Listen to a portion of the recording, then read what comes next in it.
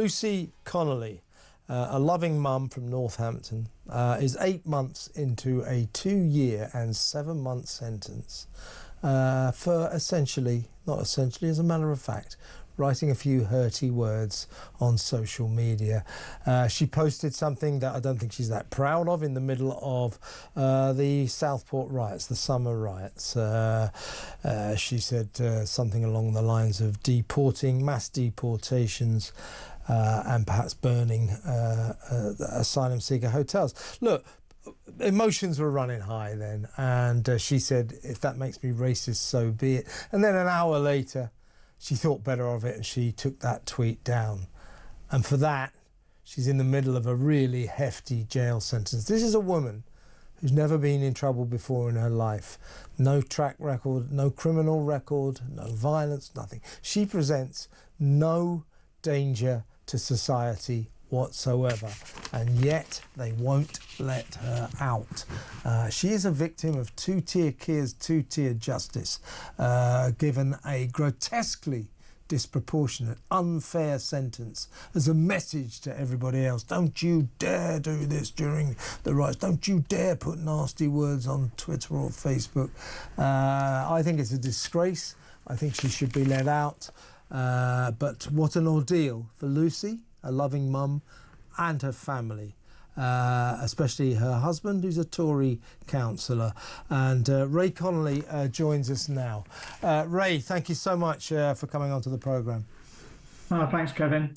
Well, first of all, I mean, Lucy's 8 months into this sentence.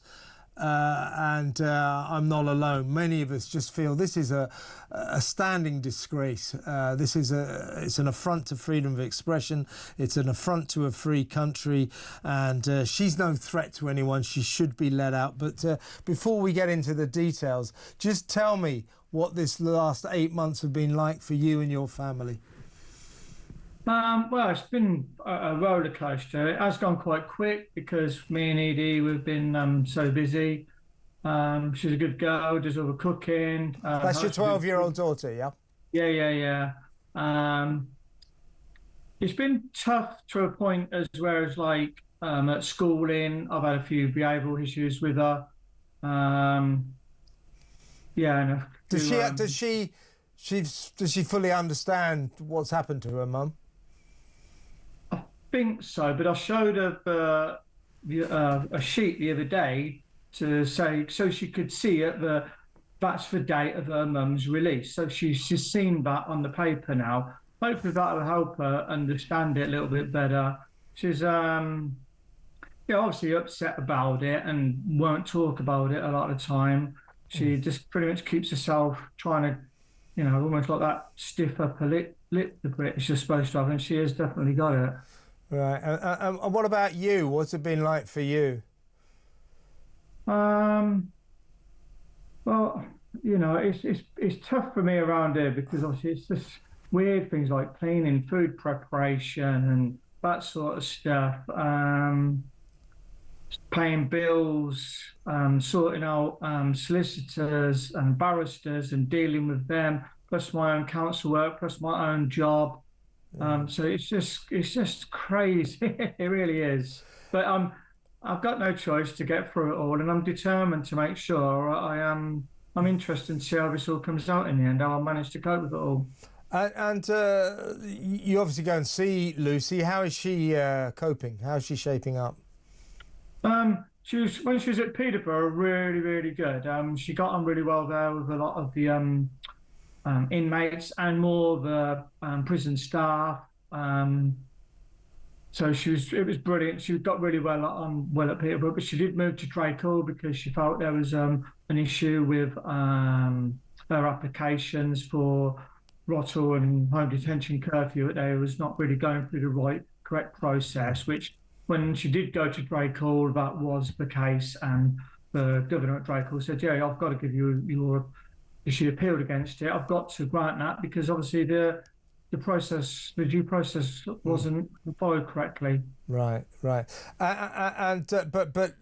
in herself, when you go and see her, is she keeping her spirits up or is she crushed by this? I mean, I think the thing to point out about you as a family. I mean, you're a middle-class family, you're a Tory councillor, goes without saying Lucy's never been in trouble before, and I would ask everyone else who's from a family like yours, how would you feel if suddenly a member of your family is doing quite a hefty prison sentence? I mean, how is she coping with that? She doesn't really say too much when I'm with her daughter, obviously, because she'll keep that positiveness about her. But obviously, the phone calls at night, it's difficult because obviously she will get really upset with incidents within the prison, with conflicts and whatever. So that can weigh her down quite a bit. But generally, she just tries to do a lot of reading and be as positive as she can. Let me take you back, Ray, if I can. I mean, when Lucy was first arrested, you must have been fairly shocked. But tell us how you felt and how she felt when this sentence came down. That still shocks all of us. I mean, look, no one is condoning what Lucy wrote on Twitter, and I'm sure she regrets it as well. Well, we know she regretted it because she took it down, I think, about an hour after she posted it. You would have thought that was the end of the matter. I mean, when she got 2 years and 7 months, I mean, you must have been absolutely devastated. Well, yeah, because I'd always been led to believe, Lucy had been led to, obviously, prior to us pleading guilty, obviously, I was speaking to barristers and they were saying that, no, Lucy's to go to trial and argue in front of a jury because they will give her a hefty sentence. But Lucy was just basically told if she pleads guilty, she won't lose any of her remission for a guilty plea. She won't lose her time served, and she could be on remand until well into the new year. So a guilty plea to her was that she could be home by Christmas. So that's what she did. When I heard the judge talking about the sentencing guidelines, that was the first time I realised that this is not right. This. I miss her. They're going to throw the book at her. And do you feel in retrospect you're giving the wrong advice? I mean, Lucy will not be the only one in this predicament, that so many of these people arrested during the summer riots. I mean, not necessarily for people who were there, people like Lucy who put things on social media, were advised, look, cop a quick guilty plea. You'll be out of there. Very short sentence. You'll be treated leniently. Loads of them did just that, and they were not treated leniently. And Lucy was treated, in my view, grotesquely disproportionately. A very, very ludicrously heavy sentence. You must feel angry that you were told if you plead guilty, it'll be for the good.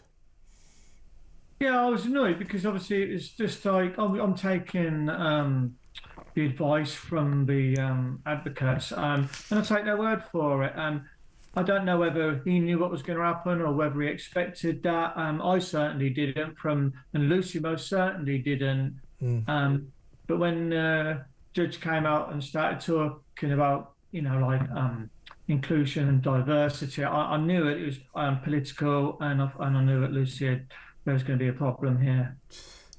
I mean, what do you think? I mean, at the time where Lucy posted her tweet, I mean, as I said earlier, emotions were running high all over the nation. Don't forget, we were just in the slipstream of those horrific murders at the Southport Dance Hall, and a lot of people felt that there may have been a terrorist or a migrant connection, which, by the way, in the end there was. So she posted that in the height of those fevered feelings. I mean, did you know she'd done that, or did she tell you? I mean, what was going on there? No, I was at work. I knew something was a problem at work, and I heard about the incident. I ain't quite sure what it was, so I came home and I couldn't get in the house. So he'd left the key, so I couldn't get in. So I got my daughter to come down and let me in, and I came into the playroom, and Lucy's got all the kids with her in here.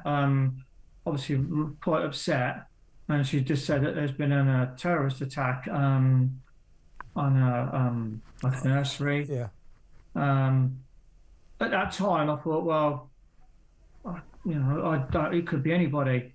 But then I didn't know it was 8 days, 7 or 8 days later, I knew it. She'd even put that post because she'd been tottering around the house and went and walked the dog, tidied the garden up, and that day. And obviously, she'd put that post on and then deleted it, I don't know, 3 hours later, I suppose, walking the dog and tidying the house up. Then about 7 days later, my son texts me because nothing was going on, nothing had happened. And he goes, "Oh, Dad, it's all kicking off on Twitter with Lucy's post." And I said, "Well, I'm not on Lucy's Twitter account. What's going on?" And he said, "I'll send you some pictures." And he sent me the screenshots, and it was like what she'd said, and her husband's Tory councillor. Yeah, and I mean, as I say, I'm sure that she doesn't feel that that was her proudest moment, but, you know, I'm not condoning it. It was hardly the crime of the century, and it strikes me that she, and by extension you and your daughter, are the victims of shameless, blatant two-tier policing. Your wife was made an example so that Keir Starmer could send a message to the country and all those rioters, the people that he called far-right scum, that, we're going to come down on you like a ton of bricks. Now, in normal circumstances, if Lucy posted something like that, I mean, she'd probably get a fine. Maybe even just a talking to. But 2 years, 7 months, you're the victims of two-tier justice, aren't you? Well, Lucy's definitely, I'd say, definitely being made an example of. Because she's a really good person, and like I say, she regretted. She had better thoughts about that tweet after a few hours, and she said it wasn't, the nicest thing to say. So she did delete it, but everything what's happened since then, obviously, I do believe that Lucy was being made an example of, just to make sure that people just be mindful of what they say. Yeah. Now, we know that Lucy, along with, I think it's more than 1,000 people, ended up getting arrested for the summer riots across the country. But like everybody else, she was seriously fast-tracked. Another sheer proof that it was two-tier justice, different treatment for anything to do with the riots. So she was fast-tracked in court before you could barely blink. Were you shocked at the speed of the process? Yeah, it was annoying because obviously, to be honest, me and Lucy's criminal record between us is 3 points. So in our entire lifetimes, it's 3 points on a speeding fine. That's it. So it was all new to us. So it was just preparing. I was trying to prepare a proper defence for her to see what our best options were. But I couldn't get her home. They wouldn't let her on bail. I wanted her to come home and have a chat with people who would be able to tell her the best routes, but she didn't have that option because she couldn't get out of she couldn't get out of prison. She couldn't, so she had to just go with the advice. She knew I didn't want her to plead guilty. She knew I wanted her to go trial, but she felt it was her best option to get home and see her daughter at the quickest possible. I mean, I'll tell you what I think, Ray, along with a lot of other defendants in the same position as Lucy, that effectively she was conned. Loads of these defendants who went to jail pretty swiftly after the summer riots were told, plead guilty and you'll be out of there, no problem at all, lenient sentence, and they were not treated leniently. They were treated exactly the opposite. Let's fast forward to sort of now and the recent months. Now, you've been making a big effort for Lucy to at least be allowed out on licence to see your daughter. Frankly, I think she should be allowed out full time now. This is getting stupid. It's getting ridiculous. But they won't let her out. Tell us about that. Where are you at with your attempts to get Lucy out early? Well, it's, obviously Lucy, it's very, it's almost like when she speaks to probation at the prison, their words here, look, Lucy, in normal circumstances, this is a done deal. You're low risk and easy manageable, but you are Lucy Connolly. So the home detention curfew was pretty much said no straight away, pretty much straight away. Then we put in for childcare rottle, but it had been refused many times before because they were saying public perception. When I've done a freedom of information, I could see that Lucy would probably be denied because of public perception. So I just, even with this situation, I felt that they weren't going to let her out on childcare, or regardless of extenuating circumstances, what was presented to the governor. And you're also appealing, of course, on the grounds that you don't think enough mitigation was taken in to account when she was sentenced. You, of course, suffered a tragedy with another child that you had, and you've asked the court to take that into consideration, that Lucy was still upset at the time. They don't seem to have listened to that. But what you're saying is that in terms of her being allowed out to see her beloved daughter in these difficult times, it wouldn't do any harm at all, would it? They're still making an example of her because she's the famous Lucy Connolly, the riot woman. They won't let her out. That's not fair, is it? Well, she certainly is the poster girl. It's so weird for me to see her because she's such a good person. I mean, the people like when they said to me, "Oh, you need to get some references for Lucy." So it's very difficult for me to talk about racism because of the environment I work in. I work with a lot of people from all over the world, and we argue all day long, call each other blind, and then we drink out the same bottle an hour later in the canteen or whatever. So I got people to references who know about racism, who from these the communities where you would be subject to it, who know about it, and they presented some references for me to prove me I was right, that Lucy was not that person they were trying to make out she was. So that went through, all these references went in, but that wasn't, they didn't take any interest in that. They weren't interested. They just wanted someone to be an example. And that's where we are really with it. Any light at the end of the tunnel at all? Have you got any idea when they might finally let her out? Oh, no, well, obviously we've got an appeal, which will be in May the 15th. We've got an appeal, sentencing appeal. So I'm hoping at the law, the equality of law will be applied as opposed to making it a far right thing. And hopefully we'll get a fair judge, and he can look at the mitigating circumstances and release her a little bit earlier. What do you say to people who would classify your wife as a far right racist? Oh God, I mean, I can only say, well, when Lucy went to Ray Connolly, she had a few run-ins with girls, and they would say, I'm a person of colour. You said this. Lucy denied saying this. This was a police thing saying that, oh, you said you don't like immigrants. Lucy said, I never, ever said that. And it really did upset her, and she cried. And that caused her a lot of problems, that sentence did, from the criminal prosecution summary while she was here.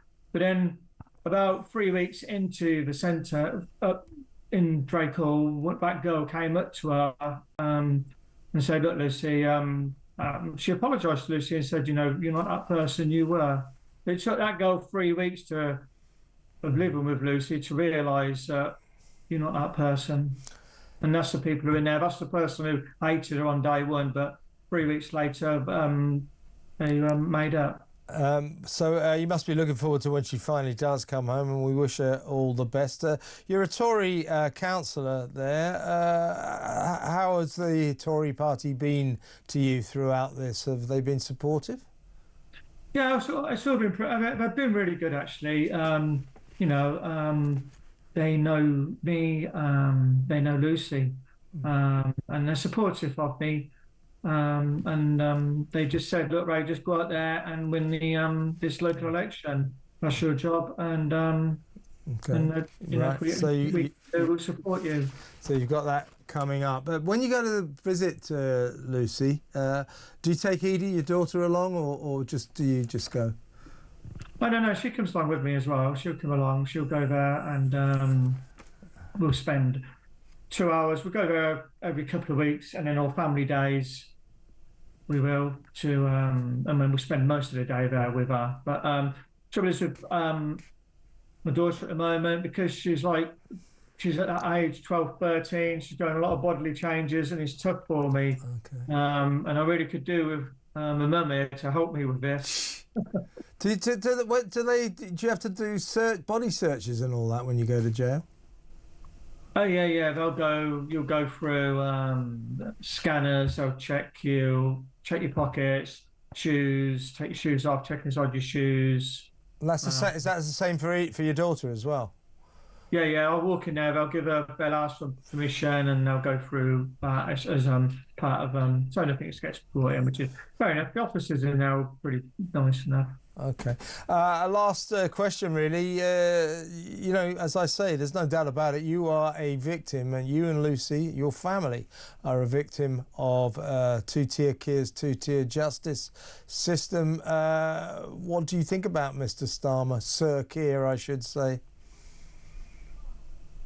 You know what? I'm just disappointed that he's made this a far right thing. Lucy's she's the opposite end of. She really is the opposite end of this. That person. So just really disappointed with him, and all I can do is.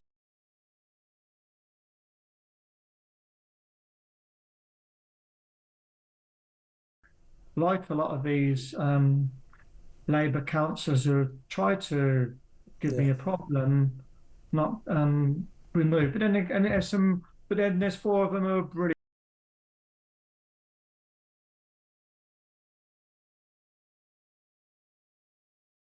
Listen, Ray, thank you so much for talking to us. We'll keep in touch.